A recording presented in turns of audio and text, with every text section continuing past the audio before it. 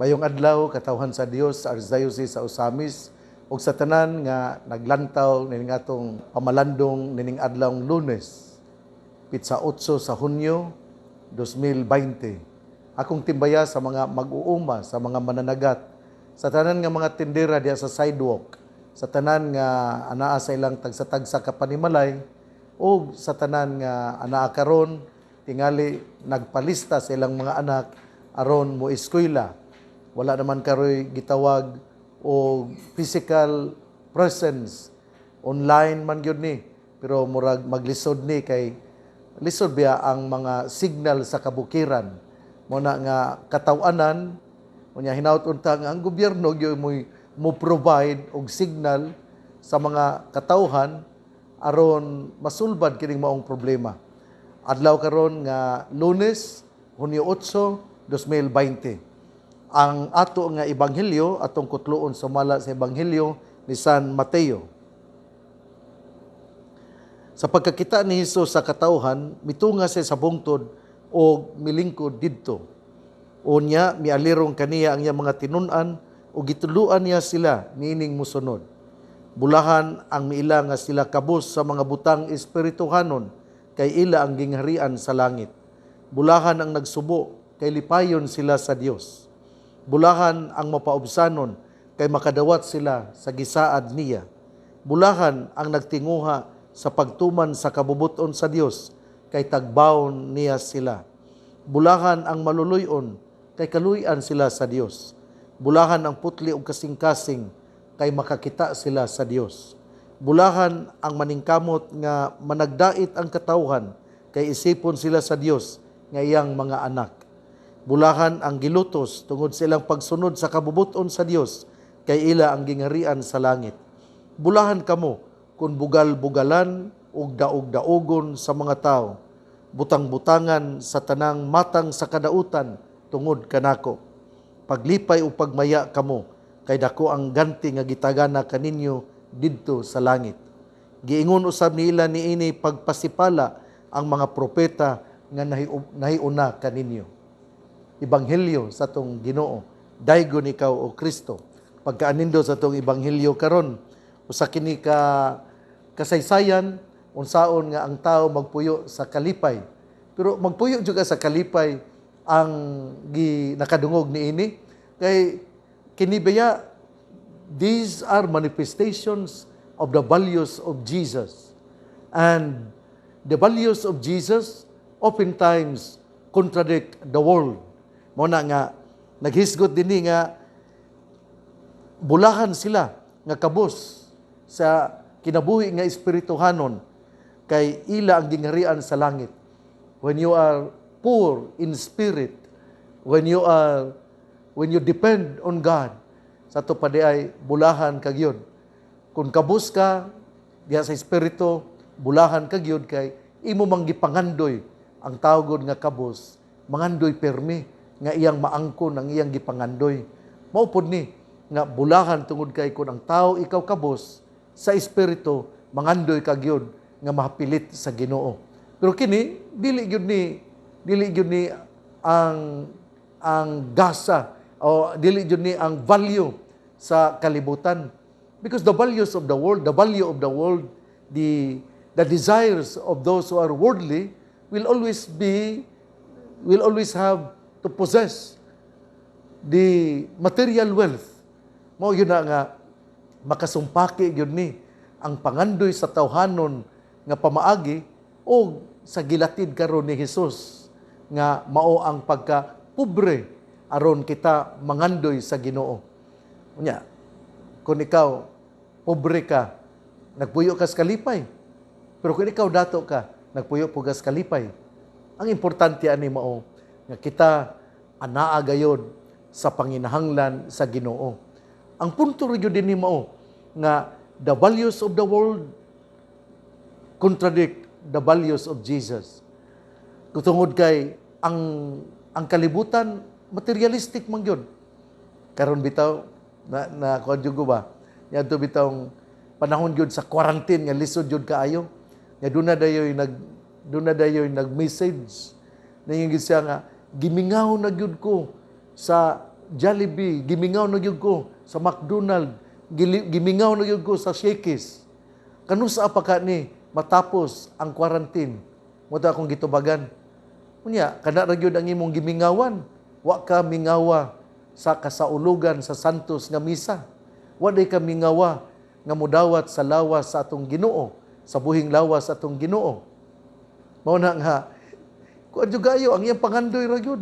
Kalibutan ra gyud nga mabusog siya nga wa gyud niya hunahunaan nga kini ra bang kalibutan lumalabay lamang nga kining kalibutan na this is only a preparation of what will be in the future, because we are not citizens of this earth. We are all passers-by of this earth, and we need to cling to Jesus. Kay ang gihisgutan gyud din kay mao gyud ang pamaagi aron kita mahauban sa Ginoo. Nindot po kay ning ikaduha nga bulahan ang nagsubo kay lipayon sila sa Dios. Nagsubo dili tungod kay nangandoy dagang kwarta, kundi nagsubo tungod kay ilang gipangita ang katagbawan sa kinabuhi nga espirituhanon. May unsa man gyud imong gipangita? Nganong nagsubo man ka? Kinabuhi ba nga Dios nun ang imong gipangita? O kinabuhi nga mapuno ang imong lawas sa mga nagsidlak-sidlak nga mga bulawan tungod kay daghan kay kag mga areyos nga bulawan, imong ngipon po bulawan, ang imo pong kamot do na poy kining bracelet nga bulawan, ang imo pong singsing do na poy ang imong mga tudlo na poy mga singsing nga bulawan, nga imo pong ngipon bulawan pod. Pero ang punto gid ako dinhi nga unsa may naghatag nimong kasubo kung para sa Ginoo, nagsubo ka tungod kay nangandoy ka nga imong makita ang Ginoo. You are thirsting for the love of God. You are thirsty to really be with Jesus, and the Lord will fulfill the desires of your heart. Unya, kining ikatulo nga bulahan ang mapaubsanon kay makadawat sila sa gisaad niya. Kini mo lisod jud kayo. Wa mong gitaw nga kanang dili mo sinta kun siya kana bitaw mura bitaw gitawag ang iyang pagkamapaubsanon. It is very difficult to humble oneself. Mao man bitaw nga kining ang karaang testamento si Sirach niingon gyud nga kining I desire to walk humbly with God. Kana bang nangandoy siya nga mulakaw nga mapaubsanon uban sa Ginoo. Pero ang tao gyud dili lisod gyud kay tanan. Bisag ako naman lisod kayo, let us not be hypocrite. It is a reality that it is very difficult to humble oneself. Kay kung doon nalay mo daot na tog sulti, sukol man na ta. Kung doon nalay mo sulti na to nga, uy, kanang kuan man ka, ingon ani na mangisog dayon ka. And always remember nga the value of Jesus is always to really make us humble, to listen to the other person. Mo gini importante gyud kaayo. Muna nga lisod nga mapaubsanon magpaubos ta, pero mo'y gitawag kay kini mo'y pamaagi aron ikaw malipay sa kinabuhing dayon. Kining beatitudes means the pathway to happiness. Nya mo ning gisgutan na nato una nga kabus kita sa kinabuhi nga espiritu, pero lisod kay ning puy-an tungod kay dili man ta gusto nga mamemong kabus. Unya ikaduha kining nagsubo tungod kay nangandoy kita nga makakita sa Ginoo. Dili kay nagsubo kita kay gusto tang mo hakob mo kuha sa mga bahandi. Nya ikatulo kining pagka mapaubsanon, to humble oneself. Nya kining ikaupat, bulahan ang nagtinguha sa pagtuman sa kabubuton sa Dios kay tagbawon sila. Kada bang nangandoy ka in order to fulfill, nangandoy ka nga to do the will of God. Pagkanindot yun, no? Inana nya kini pong blessed are the merciful, for the Lord will be merciful to you. Unya kini pong ingon nga bulahan ang mga putli ug kasing-kasing kay makakita sila sa Dios. Sus ka anindot. Blessed are the pure of heart, you will see God. Sus, ikaw nakakita na kas Ginoo. Nalisod yun yung makakita sa Ginoo. Tingali ang atong kasing-kasing dili gyud tingali putli. Bisag ako musulti gyud tas kamatuoran nga dili pa gyud putli ang atong mga kasing-kasing. Muna nga dining kinabuhi maningkamot kita. While we are on earth, we have to struggle. We have to work hard. We have to do something in order that our intentions, our motives will be always for the Lord. Kay kung ang atong intentions, kung kita ang atong nga mga kanang purity of heart, then we can see God. Nya kini pong nagtrabaho kita alang sa kalinaw. Karon samok na pugay kalibutan tungod sa mga panghitabo, dili lang sa COVID-19 kundi tungod kay namatay tong usa ka negro unya nagprotesta ang katawhan daghan kaayo dito sa Amerika. Nya lisod man na kaayo pod, granted nga nasayop, pero ang gihimo sa protesta dili man equal to what had been done.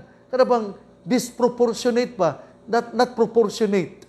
Di nagprotesta ka, nya naglooting, unya nagnanlabay og mga kuan, destruction of private property. Dili naman na mao. Protesta, peaceful protest. Pero kung maglooting na ka, imo nang gipangkawat ang mga butang, di mo tingali na mao. Okay, karon po dito sa Pilipinas ron, kanang protesta na po, nya nagnilabayay na po dito sa Sugbo at bang sa UP. Nya na kada bang ang ato ba nga pagprotesta dili bitaw proportion sa panghitabo.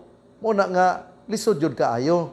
Muna nga ang atong ebanghelyo karon ningon ang atong Ginoo nga bulahan ang naningkamot nga mamahimo siya nga tigpatiliwala aron anaa ang kalinaw. Ikaw pagatawgon nga anak sa Dios.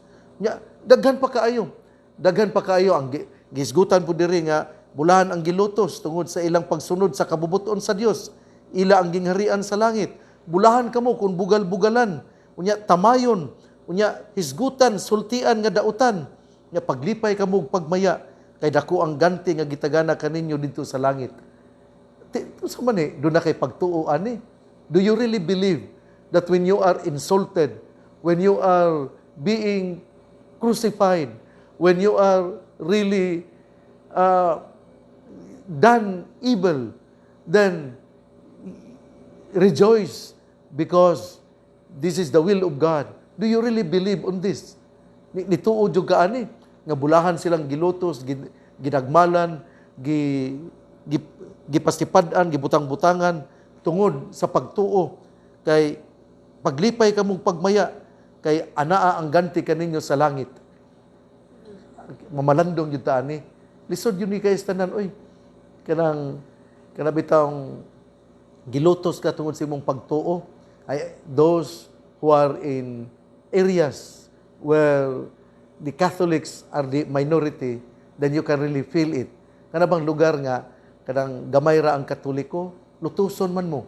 Kanang ako gining nasinati dito sa Basilan, pamatyon ang mga Katoliko, unya ilang lutuson, nya kay ilang mang papawaon sa yuta, nya kining ilang bombahan ang mga lugar ug uban pa. Kana tungod kay dili lang sa pagtuo kundi gusto po nila tungod po sa kahakog. Busa igsuon ang giisgutan karon nato ang happiness, the road to happiness. And Jesus points out the Beatitudes. But as I have said, this does not conform to the values of the world. Mao gyud ni tungod kay dili man kini ang gipangandoy sa tao, pero mao kini ang gipakita sa atong Ginoo. Gitudluan kita nga mao kini ang pamaagi aron maluwas ang tao, aron ikaw magpuyo sa kinabuhi nga malipayon. Tinuod gyud na kung dato kay ka, if you are really very very rich, you cannot sleep well. Why? Because you are afraid that your money will be taken away from you. You are afraid of that thief. Mao pud na nga kining mas mayo gyud nga kanang sakto-sakto lang. Dili pud pwede nga wa tay makaon. Pero importante mao nga kana bitawng kay balog gyud tang mudala sa bahandi sa kalibutan. Unya pirmi gyud nga kining tanan gasa gikan sa Ginoo, ug unsay naa nako kun dunay nagkinahanglan, ako pod nga ipahat, ako pod nga ipaambit sa uban. Kay kining gusto ka nga naghigda ka og daghang kay kwarta, nya daghang kay kag mga investments, nya ang imong edad ron 60, mo 70 na. Yak mamatay ka, mag-away na pud na. Mag-away na pud na ang kinang musunod ana. Ay daghan na kay kog experience ana kasinatian. Muna nga nindot gyud. Karon edad kag 70, nawala na noy kining tourism kaayo nga adto-adto ta ka mo enjoy ka. Ang imong kwarta imo nang gitipigan para sa imong kaugalingon, pero dili po ka selfish. Mo paambit po ka sa uban, pero use your money in order to enjoy life. But if there are others who would come to you and if you have, then share what you have, because the gifts of God must be shared to others. Sa ako nang gikaingon, the Beatitudes are ways, the road to happiness, but this contradicts to the values of the world. But at the same time, the Lord would like to teach us that we have to remember that this world is, we are only passers-by of this earth, and we need to really work for food that will not perish. One time, nakahinumdum ko usa ka tao nya kining usa siya ka banggiitan nga magsusulat. Nya one time dunay ni bisita niya. Unya tungod lagi kay banggiitan siyang magsusulat, na shock ang bibisita niya kay dito sa iyang lawak wala man siya daghan kaayong, wala man siya property, wala man siya mga unsa pa na din nga mga nindot kaayo, lingkuranan lang unya og usa ka lamisa. Nya gipangutana siya, "Sir, dato naman ka tungod kay daghan man ka og kining libro nga nasulat. Ngano man nga kining wa man kay mga property?" Ingon siya nga, "Unsay akong ipaambit sa uban. Pero magunsa man, unsaon man na akong mga property nga passers-by of this earth raman ta. Kanang nag-journey lang ta. Dili gyud ni mao ang ato nga gipuy-an. Muna nga kawang lang, tinuod gyud na. Kung daghan kay kag mga butang, daghan kay kag mga kining kayamanan na dugay kay kang mamatay, tinuod na kay hangtod sa pagtinga nimo, maglisod man jud kag kamatay, labi na wa pa ka kasulti nga kining tura dito ang akong kwarta, may numdom na pug ko sa among silingan sa una nga tinuod gyud niya, naggamay pa ko ato, 7 years old or 8 years old. Sige siyagit sila. Di man gyud siya mamatay. Sige ang iyang mata sige tuwa sa taas ilang balay sa kaning murag kisami ba ana. Sus, mutong ilang gikat-kat ay doon na din siya ikuan, doon na din siya kining alkansiya. Mao dito, namatay sa dugay siyang namatay tungod siyang alkansiya. Nya doon na po'y usa nga mamatay na gyud hapit, mamatay na gyud siya. Pero magsigi siya og kuan, doon na magsigi siya kuan sa iyang unlan. Nya iyang gihigdaan. Mutong nag-ingon sa giingnan nila nga padayon na lang kay unsay naaan ni amo lang ning bahin-bahinon. Sus, ngunang namatay siya, gikuha ang unlan. Pagtanaw nila, listahan man din sa utang. Yan, nakasaan man siya, nga bahin-bahinon niya ang iyang kuha, ang iyang listahan sa utang na, iya, gitong bahin-bahinon. Ang punto na ko din ni Mao nga, we are all passers-by of this earth. And the road to happiness would be when we cling to God.